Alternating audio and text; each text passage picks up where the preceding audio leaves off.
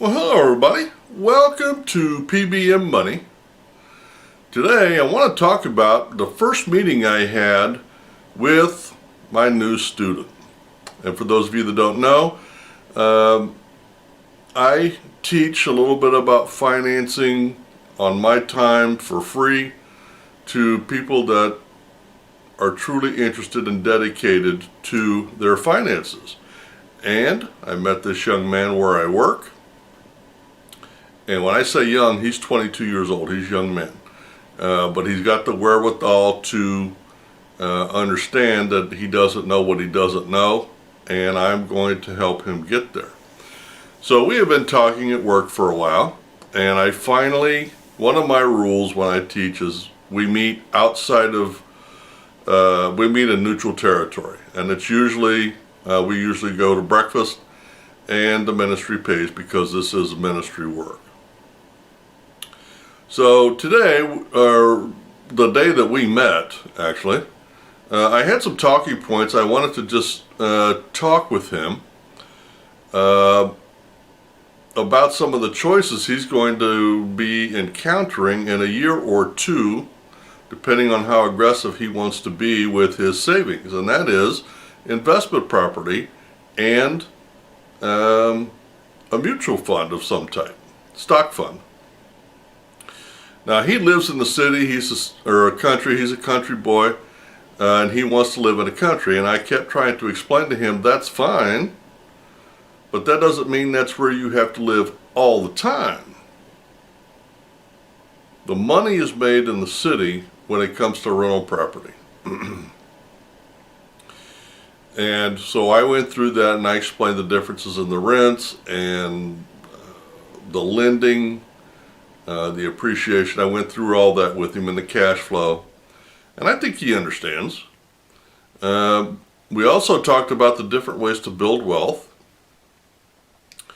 And I think the first goal that we set is at a certain point, he's going to, and I think it's going to be in the first couple of months here, I've asked him to do some research on the different types of funds out there. Small cap, medium cap, S&P 500, to find out where he wants to be. And I think right out of the chute, he's already got some money in his investment account. And I think in a month or two, we're probably going to jump into one of those funds and we're going to set that on autopilot. And that's just going to be month in, month out from now on. Also, I found out that his credit score is not 640 like he told me. I had him sign up for Credit Karma. It came in at 640 on Credit Karma, but as we all know, they use FICO 3, not FICO 8. So that means his credit score is around 600, probably in the upper 500s.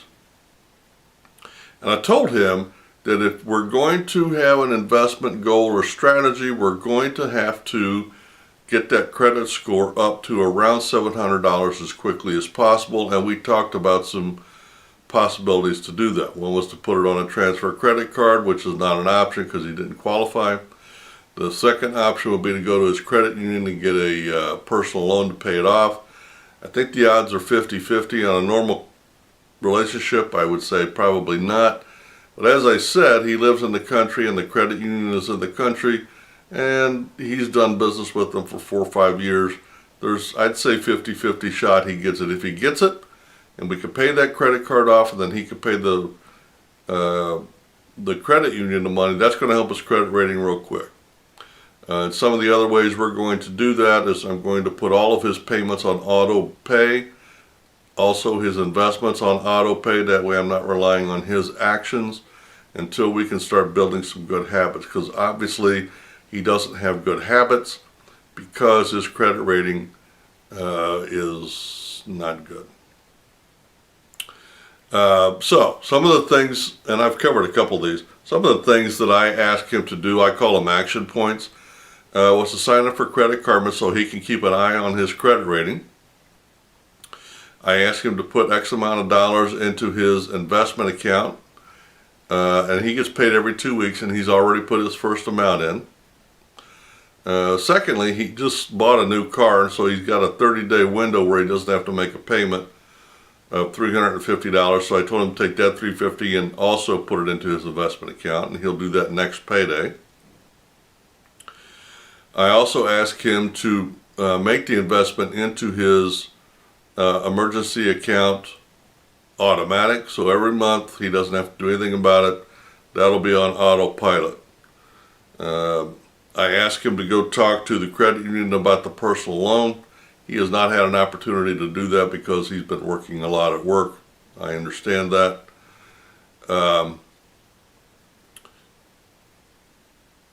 We talked about the credit card payment. I said this month, no matter whether you get the personal loan or not, I want you to throw some cash at that payment. Because if we can't get it out of there any other way, we're just going to have to get rid of it as quick as possible. And I also asked him to make his credit card payment automatic. And I'm trying to teach him to do it twice a month, but if we can just get, if he can just call and have it automatic, even if it's just the minimum every month, at least it'll make his credit bureau look better. And that's the goal for right now. We got to get that credit rating up. That's our #1 goal. Well, I told you I would bring you up to speed, let you know the action steps that we're taking so you can take this journey with this young man that as we go through his finances. He's not in a very good position right now. In fact, he's in a bad position. But we're going to be able to pull him out, I think, pretty quick, start making some positive change. And I'm doing these programs or series of programs with you so that you can see if this young man can do it. I mean, let's face it, he had no savings. He was going fly by night. He was spending money on rent, utilities and stuff he had no business doing. His credit rating is terrible. The one asset that he has is that he has a decent, steady job, and we can work with that. And a willingness to learn and to change and to grow. As long as we can do that, we got hope, and you can have hope too. If you like content like this, just reach down there and hit the subscribe button and the notification bell. That way, every time I drop a video, you'll be notified about it. Well, you have a great day, a great week, and happy investing.